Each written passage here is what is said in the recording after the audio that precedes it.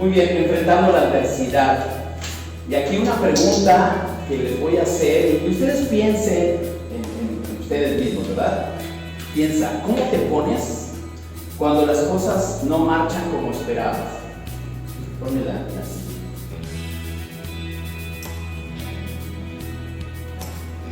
Bueno, espero no se identifiquen tanto con el dibujito, ¿verdad? Pero bueno, ¿cómo te pones cuando las cosas no salen como tú lo planeaste, como tú lo esperabas? Te acercas, hay personas que cuando hay dificultades se acercan más a Dios, pero también hay personas que cuando hay dificultades se alejan de Él, de cuál eres tú. Cada quien enfrenta las adversidades de diferente manera. Si no, imagínense que todos seríamos igualitos y cada quien reacciona de manera distinta a las diversas circunstancias que enfrentamos. Sin duda, el ejemplo que vamos a ver hoy, el ejemplo de José, nos va a ayudar a comprender mejor las adversidades a las que nos encontramos. José es uno de los personajes más inspiradores. Hay muchos personajes, todos pueden ser inspiradores, pero yo creo que el personaje de José tiene mucho de dónde sacar enseñanza. Son de los más inspiradores. Su historia está llena de altibajos. Y bueno, pues cuando digo altibajos, yo luego pienso en mí, ¿verdad? En mi vida, de repente estoy aquí, luego acá, y así hemos venido haciendo. Y bueno, gracias a Dios, como matrimonio también hemos enfrentado pruebas, como hijos de Dios hemos enfrentado pruebas, como familia hemos enfrentado pruebas, pero gracias a Dios aquí estamos. Entonces, dice que la vida de José ha tenido altibajos y yo creo que ahí todos podemos identificarnos. Pero a pesar de todo, José se mantuvo firme, encontró esa fortaleza, se demostró su fe y confianza en Dios en medio de la adversidad. Él, en su relación con Dios, se convirtió en un ejemplo que podemos hoy tomar para nuestras vidas y poder superar los desafíos con fe y confianza en el Señor. Lo primero que vamos a hablar acerca de José es que él era un hombre de carácter. Y cuando hablamos que una persona es de carácter, ¿qué viene a tu mente? A ver, quisiera escucharlo, porque luego hablamos a veces y decimos, esa persona tiene un carácter fuerte, ¿sí o no? ¿Y a qué te refieres cuando es un carácter fuerte? ¿Qué viene a tu mente? Enojón, puede ser, ¿qué más? ¿Qué se les ocurre? Un carácter fuerte, normalmente lo relacionamos así con reacciones medias impulsivas, ¿no? Digo, porque les pregunto, porque a mí sí me llega esa idea cuando dicen, y mucha gente lo dice, yo lo he enseñado de que precisamente no es ese el carácter, ¿no? Pero nos llega a la mente, o lo que la gente nos ha dicho, ay, es que tiene un carácter muy fuerte, cuando es todo lo contrario, ¿no? Porque es una muestra de falta de carácter. Ahora, por eso es que estamos hablando que José era un hombre de carácter. No era enojón, no era impulsivo. Entonces vamos a ver qué es lo que nos enseña José. ¿De dónde viene? Vamos a ver un poquito de la familia para poder entender precisamente por qué le hicieron lo que le hicieron. Porque quienes ya conocen la historia, pues dicen, para hermanitos, ¿no? Entonces ahorita vamos a contar la historia, pero fíjate muy bien. José era hijo.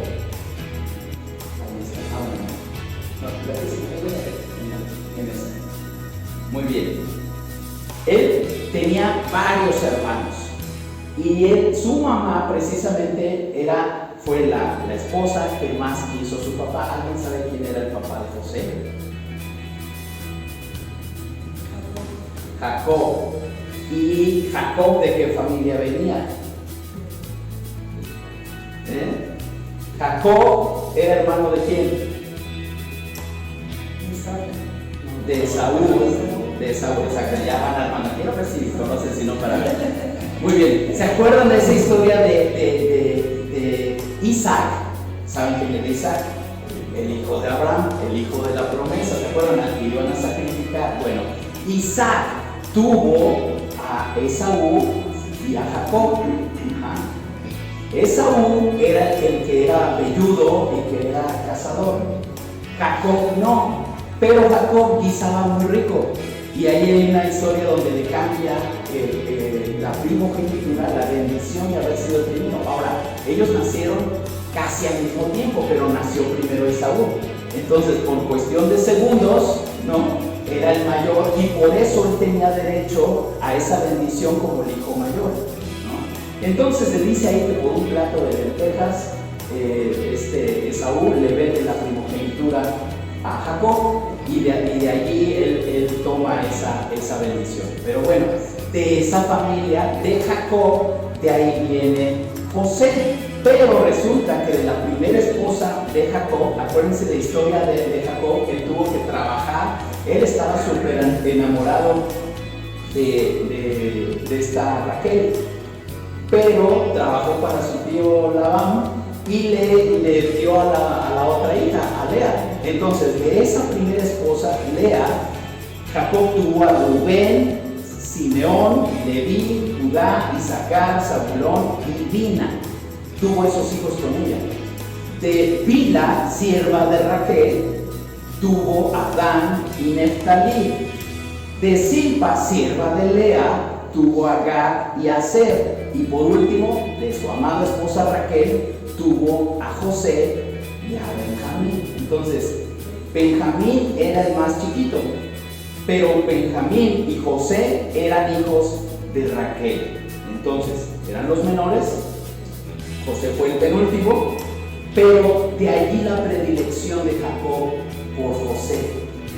José era muy amado por su padre y le dio una túnica de colores, como se ve ahí, se la obsequió. Entonces, sus hermanos no eran de la misma mujer y por eso había ahí como que envidias, si tú eres el preferido del papá, ¿no? Y le tiraban ahí mala onda a José, al grado de que todos esos pensamientos los llevaron a hacer algo en contra de José. Pero José aunque era el favorito de su padre, dice, lo que es esta reacción, o más bien lo que hacía Jacob con él, fue lo que provocó los celos de sus hermanos y el resentimiento entre ellos. Pero a pesar de eso, José demostró humildad, obediencia y un corazón compasivo. Fíjense cómo está eso, ¿no? A pesar de lo que todos decían, porque le echaban un montón, eran varios hermanos y le hacían bastante desprecio y rechazo, él siempre se mantuvo humilde, obediente y con un corazón compasivo. Dios tenía un propósito especial para él, aunque al principio esto no era evidente. Y quiero que pienses un poco en eso. Dios tenía un propósito para José, dice, aunque al principio no fue evidente. Todo inicio es así. Nadie ya está con toda la claridad del rumbo que está tomando. A veces enfrentamos situaciones y decimos, ¿y por qué? ¿Por qué esto? Él tenía un propósito en Dios, José, pero al principio, vamos a ver rápidamente lo que le pasó. Cualquiera diría, no, pues, ¿quién sabe qué va a pasar con este José? Si sale de Guatemala para irse a Guatepeor, ¿no? Siempre le pasa algo. ¿Por qué no va en ese ascenso, ¿no? Entonces, José era un hombre de carácter. Vamos a ver entonces la prueba de la adversidad.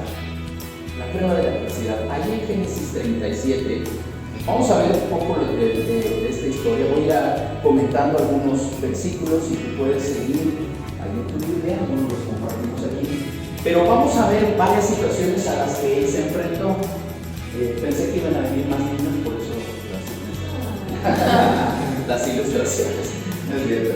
Pero bueno, allá hasta arriba, cuando los hermanos lo venden, vamos a hablar un poquito de esto. Acá, cuando huye de la esposa de Potifar, y ahí está en la cárcel. Entonces, nada más por mencionar estos tres acontecimientos de las adversidades que él tuvo que enfrentar. Génesis 37 nos cuenta cómo los hermanos de José, llenos de envidia por el favoritismo de su padre hacia él, conspiraron contra él y finalmente lo vendieron como esclavo. Ahora, la historia, no lo leo todo ahorita por ahorrar un poquito de tiempo, pero confío en que tú lo leas en casita o ya te sepas la historia, ¿verdad? Pero fíjate muy bien lo que ellos hacían. Antes de decidir venderlo, primero uno tuvo la gran idea de decir, ¿y si lo matamos? ¿No? Entonces, lo iban a matar. Lo iban a matar. Nota ahí el cariño de hermano, ¿no? Entonces, uno de ellos dijo, no, ¿qué le vamos a decir a mi papá después, no? ¿Cómo vamos a llegar a la casa sin el favorito? ¿Qué les parece? Y digo, de todas maneras no lo salvó. Ahí dice que conspiraron y lo vendieron como esclavo. Lo echaron en una cisterna que no tenía agua, en un pozo, de tal manera que no pudiera salir, y esperaron a que pasaran ahí los que compraban esclavos y lo vendieron. Y ya le llevaron la túnica, ¿se acuerdan de la historia? La túnica ahí ensangrentada al papá para decirle que no habían devorado, ¿no? los animales.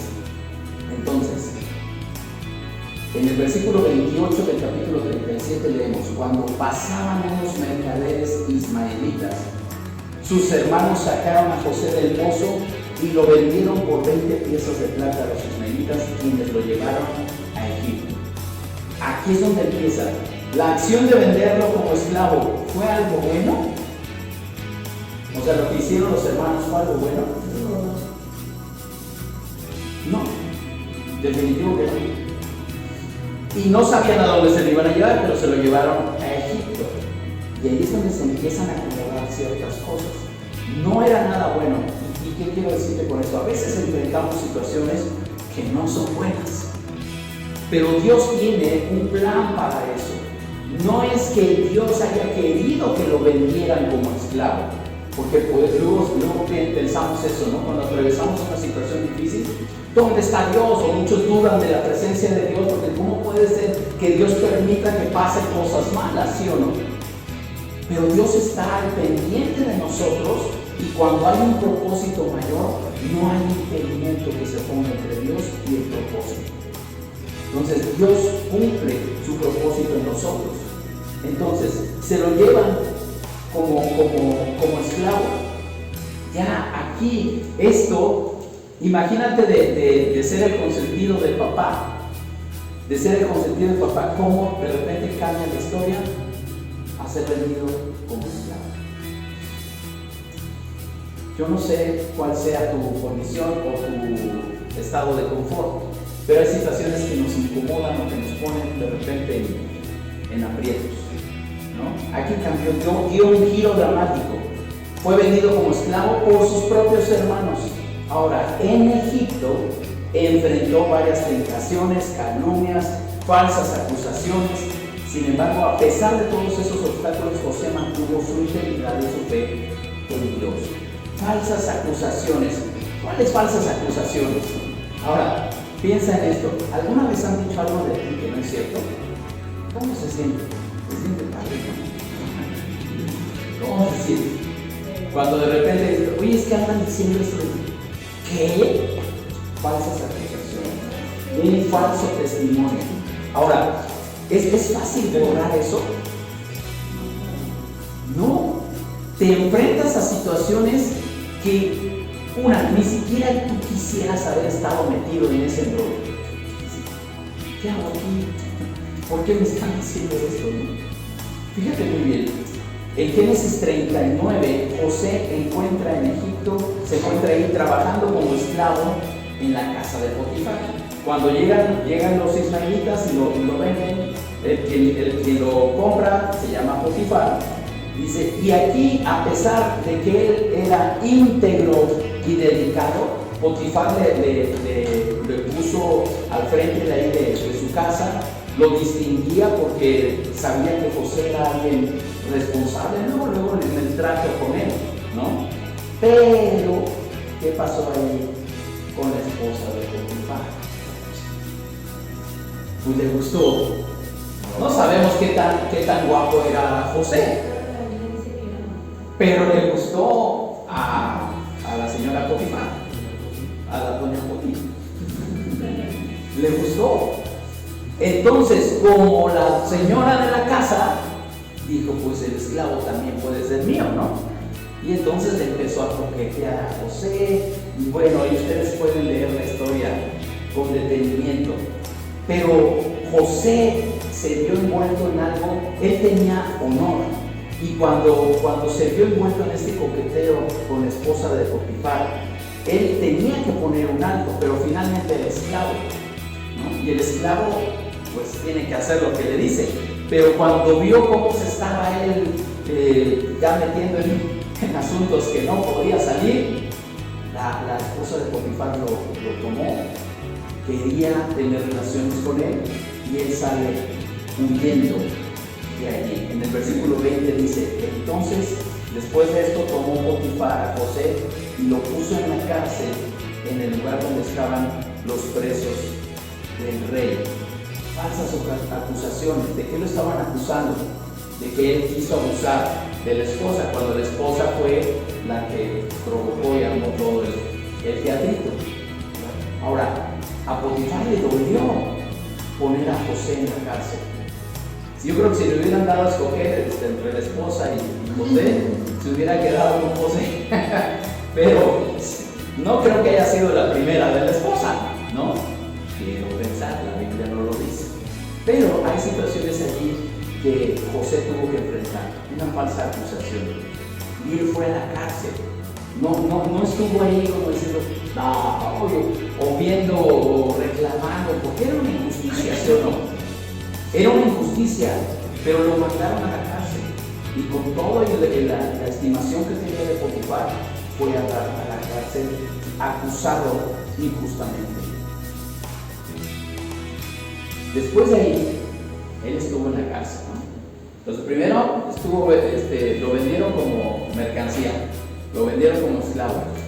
Tiene un trabajo digno y lo meten a la cárcel. Ahora, ¿cuál es la característica de José? ¿Se acuerdan qué hacía? Ajá, en algunos hay una obra de teatro que se llama José, el soñador, ¿no? Él interpretaba los sueños y era un don que tenía de Dios. Y aquí lo que él pasaba, y ese fue uno de los pleitos también, no nada más fue de que era el favorito de su papá, sino que en una ocasión se le ocurrió decirle a sus hermanos que él veía que se hincaban ante él, y eso fue como que la cereza del pastel, ¿verdad? Entonces dijeron, no, pues antes de que eso pase, mejor lo vendemos. Entonces él interpretaba los sueños, y con algunas personas sabían lo que pasaba. Estando en la cárcel, él interpreta también algunos sueños. Y estaba allí en la cárcel uno que había sido copero del rey. Y entonces le empieza a platicar un sueño y él se lo interpreta.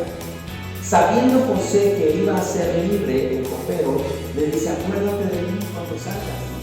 Que yo te ayudé, y si vas a regresar a trabajar con el rey, pues mira, yo estoy aquí justamente, yo te ayudé, mira que el sueño que yo te dije, ya te di la interpretación, ¿no? Y entonces, durante ese tiempo, él le prometió al copero que lo iba a sacar, que se iba a acordar de él. Este desafío que él estaba enfrentando de esperar, cuando salió el copero, ¿qué creen que pasó? Se lo olvidó. Nada más se le olvidó. Y se le olvidó por un par de años, nada más. Y hasta después se acordó. José me dijo, cuando precisamente tenía una necesidad y dice, uy, yo conozco a alguien que interpreta sueños, se me olvidó, pero pues más vale tarde que nunca, ¿no? Entonces van y sacan a José. Aquí dice en Génesis 40:23, dice, pero el jefe de los coperos no se acordó de José, sino que lo olvidó. Ahí enfrentó lo que queremos resaltar aquí fue el olvido. O sea, él fue olvidado. No importa a veces lo que hagamos, no importa lo bien que hagamos algo, a veces seremos olvidados. Duele. O que estés pasando por una situación y que tú esperas que alguien te tienda la mano y se me olvidó. Si hasta en una cita, ¿no? ¿Te han dejado plantado alguna vez? Oye, nos quedamos de ver en el café y no llegaste. Se me olvidó. O a ti se te ha olvidado. Se siente horrible. No me acordé. Y bueno, quienes tenemos un poco de decencia, se siente horrible olvidarse de alguien, o una cita, o un compromiso, ¿no? A los que no. Pero es algo ya también ahí de educación. Pero el olvido, que alguien se olvide de ti, es muy triste. Que alguien se olvide de ti es algo triste. Entonces, un punto más a la lista de adversidades de José. Dijimos al principio, Dios tenía un propósito, aunque en el inicio no se veía.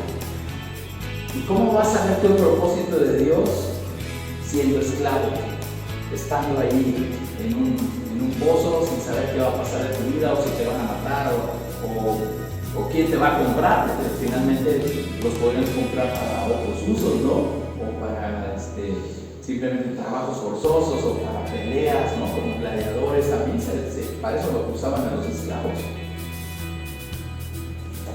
Después tiene un trabajo y lo meten en la cárcel. ¿Cómo se iba a ver el propósito desde la cárcel? ¿Qué tiene que hacer allí en la cárcel? Bueno, interpretó algunos sueños y todo, ok, pero después lo olvidaron. Yo creo que eso fue algo feo para él, en su estado de ánimo. Tenemos que entonces ver que todas esas cosas, adversidades que nos enfrentamos, van sumando en el propósito de nuestra vida. Todo cuenta. Lo que somos hoy es gracias a las pruebas que hemos tenido. Si tú has superado, si tú te has levantado, si tú has vencido, tuviste que haber pasado y que tu carácter haya sido moldeado en medio de ese fuego. De otra manera, no se podría. Entonces, llega un momento en el que viene la ascensión de José hacia la grandeza.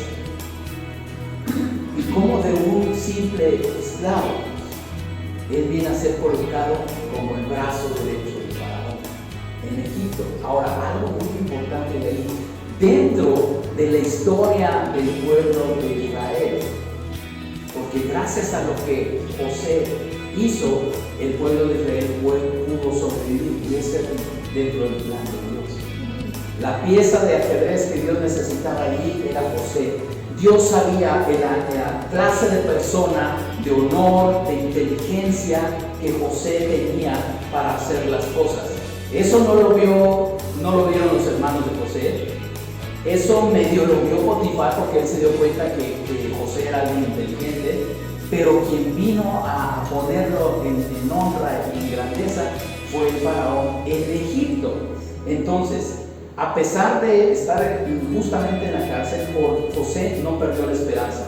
Dios estaba con él en todo momento, y eventualmente José fue exaltado al ser nombrado gobernador de Egipto. Su capacidad para interpretar los sueños lo llevó a una posición de poder, de autoridad, donde pudo salvar a su familia y a toda una nación durante una terrible hambruna. Uno de los sueños que él interpreta también y previene a la nación, para decir, vienen años de escasez. ¿Se acuerdan el sueño de las vacas flacas? ¿No? Y después las vacas gordas. Entonces, primero hubo una abundancia, pero después iba a venir hambre.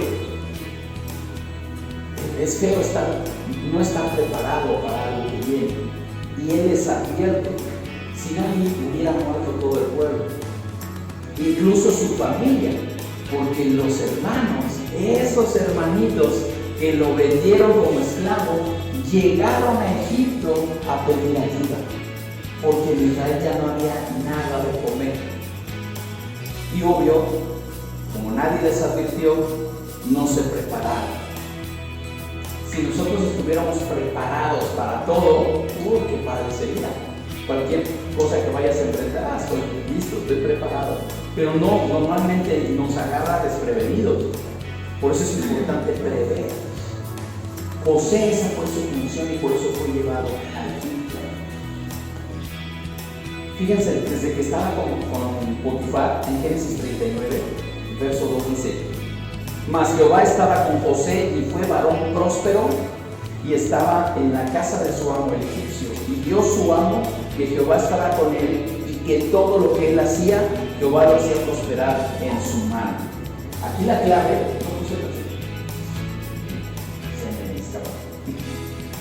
dice aquí, capítulo 39, verso 2, que incluso Potifar vio que todo lo que él hacía era prosperado, y lo que José hacía, Dios lo prosperaba en su mano. Entonces eso es una relación, es una dependencia con Dios. No es que tú seas muy bueno para hacer algo, y tal vez sí tengas habilidades, tal vez sí tengas ciertas capacidades, estudios, lo que tú quieras, pero la prosperidad te la da Dios. Con eso que tú tengas en tus manos, Dios lo prospera. Es lo que dice aquí, que él prosperaba lo que él tenía en sus manos. Entonces, lo que él hacía, lo bueno que él era para dirigir a las personas, era porque Dios lo estaba prosperando. Que nunca se te olvide eso. Si eres buena en lo que haces, es porque Dios prospera lo que tú haces, porque Dios está contigo. No es porque es muy bueno, sino porque Dios prospera lo que haces. Entonces, dice aquí en este pasaje de Génesis 41, cuando José es nombrado gobernador de Egipto. Y me encanta este pasaje, si lo puedes leer después, yo te voy a leer del verso 37 hasta el 44. Dice: las sugerencias de José fueron bien recibidas por el faraón y sus funcionarios. Cuando él interpreta, ese sí lo puse. Está muy chiquito, pero lo voy a ir leyendo. No, ahí me va siguiendo. Entonces, el faraón preguntó a sus funcionarios: ¿acaso encontraremos a alguien como este hombre tan claramente lleno del Espíritu de Dios? Fíjate muy bien quién se estaba dando cuenta que José estaba lleno del Espíritu de Dios. El faraón. No otro brother de la iglesia. El faraón. Cuando estás lleno del Espíritu de Dios, donde quiera que estés, se nota. Incluso las personas que no son del pueblo de Dios o que no son hijos de Dios pueden notar la presencia de Dios en tu vida. Faraón nota esto. Dice: ¿dónde vamos a encontrar a alguien así? No hay otro como él. Así que el faraón dijo a José: como Dios te ha revelado el significado de los sueños a ti, es obvio que no hay nadie más sabio e inteligente que tú. Fíjate el discernimiento que el faraón tuvo. Dice: Dios te ha revelado su plan a ti, tú puedes interpretar el sueño. ¿Quién hay más inteligente que tú si Dios te dice lo que va a pasar? Entonces, así que faraón, es obvio que a ti no hay nadie más sabio e inteligente que tú. Quedarás, dice el verso 40, quedarás a cargo de mi palacio y toda mi gente recibirá órdenes de ti. Solo yo, sentado en mi trono, tendré un rango superior al tuyo. Yo creo que hasta el faraón había dicho: es más, yo me rendiría ante ti, pero no es para tanto. Solamente yo voy a estar arriba de ti, pero todos en mi palacio van a obedecer tus órdenes. Verso 41, el faraón dijo a José: yo aquí en persona te pongo a cargo de toda la tierra de Egipto. Luego el faraón se quitó de la mano el anillo con su sello oficial y lo puso en el dedo de José. Lo vistió con ropas de lino de la mejor calidad y le puso un collar de oro. Después hizo que José subiera al carro de guerra reservado para su segundo en autoridad. Y donde quiera que iba José, se gritaba la orden: arrodíllense. Así que el faraón puso a José a cargo de todo Egipto y le dijo: yo soy el faraón, pero nadie levantará una mano ni un pie en toda la tierra de Egipto sin tu aprobación. Eso se llama honra. José fue humillado, fue despreciado por su propia familia, fue vendido.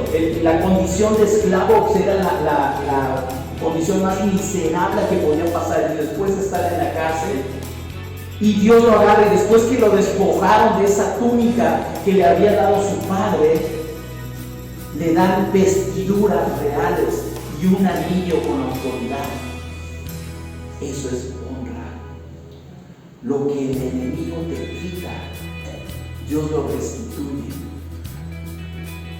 Si el enemigo te quitó algo, Dios te va a restituir en tu vida, y Él le da y le devuelve esa posición de honra a José, una posición que el enemigo le había quitado, condiciones que no eran nada buenas para él. Dios lo cambia. Allí el propósito para José.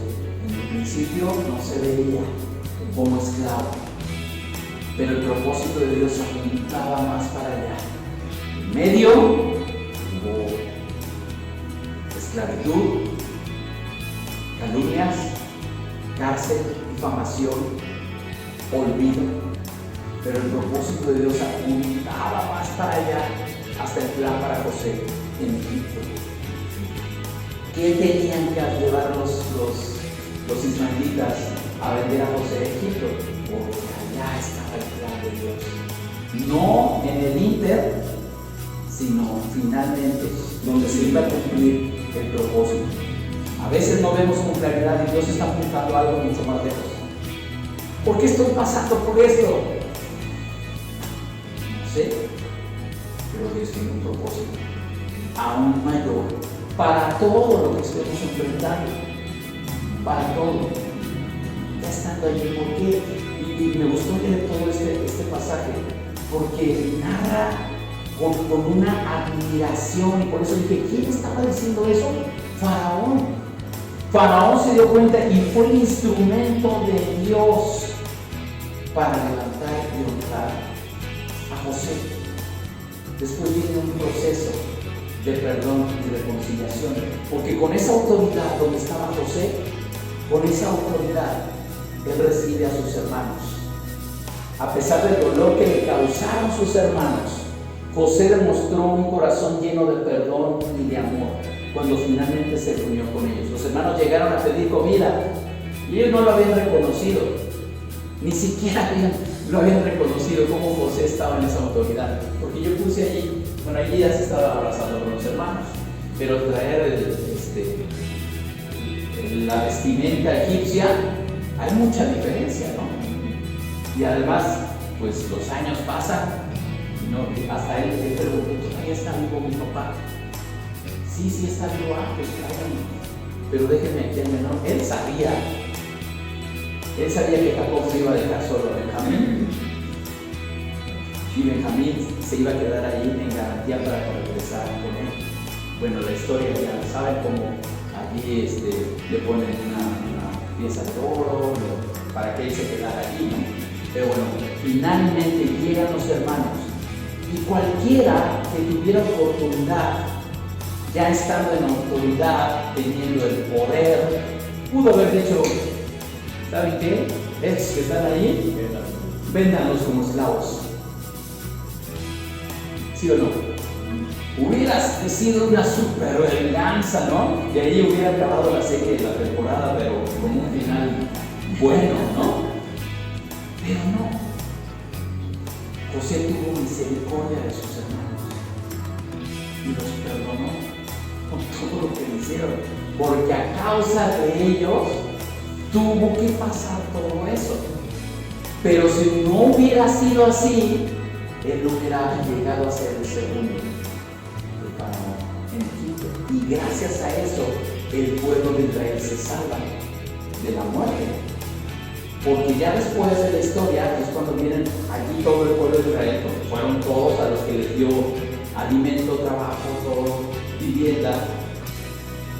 Pero ahí se quedó el pueblo 400 años después en Egipto. Y después viene otra historia de liberación. Pero con José tuvieron vida y otra oportunidad de continuar. Esa fue la importancia, esa fue la grandeza de José. Ahora, ¿cómo enfrentamos nosotros las adversidades? Hay un propósito. ¿Qué revelan de ti las adversidades? Decía, cuando enfrentamos algo, es como cuando dice la Biblia que somos probados y pasados por el fuego. ¿Sí o no? Arde cuando te quemas muchísimo, y aunque sea soleado, arde, ¿no? Duele, pero es necesario. El oro tiene que ser purificado. Pero cuando estamos pasando por el fuego, en esa misma imagen del oro, mientras está siendo fundido, las impurezas salen. ¿Qué revela de ti las adversidades? A veces revelan un mal carácter, a veces revelan falta de fe, a veces revelan indiferencia, a veces revelan incredulidad, diferente orden de prioridades, en qué lugar tienes a Dios en tu vida. ¿Qué revelan las adversidades de ti? ¿Qué has pasado que ha revelado algo que tal vez a Dios no le agrada? A lo mejor cuando tuviste la oportunidad, así como José, ¿no?, de haber mandado a sus hermanos a vender, Él tuvo misericordia y a lo mejor tomaste alguna decisión por venganza, por falta de perdón, no sé, pero piensa en ti, ¿qué revelan de ti las adversidades? Si has reaccionado mal en el pasado a las diversas adversidades que has enfrentado, si no has contestado, respondido como se debe, ¿qué vas a hacer a partir de hoy? Ya lo pasado ya no lo puedes arreglar. Ya como hayas respondido, lo que hayas hecho ya está hecho. A partir de ahora, ¿cómo vas a enfrentar? En José tenemos un ejemplo. Él siempre permaneció fiel a Dios. Y no importando lo que haya él atravesado, finalmente se cumplió ese propósito porque él permaneció. José permaneció. Medita en esas dos preguntas. Con esto cierro. Pero debes de pensar. Debes de pensar qué es lo que está provocando en ti esa reacción ante las adversidades. Quisiera decirte que las adversidades se van a terminar, pero estaría mintiendo. Quisiera decirte que nunca vas a enfrentar algo tan difícil, tal vez como José. No lo sabemos, igual enfrentas algo parecido o más severo. Decía al principio, cada quien enfrenta las adversidades de diferente manera y en diferente escala. Lo que para mí puede ser muy difícil, a lo mejor tú lo puedes pasar muy fácil, pero también al revés. Algo que para ti implica mucho esfuerzo, puede ser que otra persona lo haga con mucha facilidad. No te compares en las adversidades. Tú tienes que responderle a Dios de manera personal.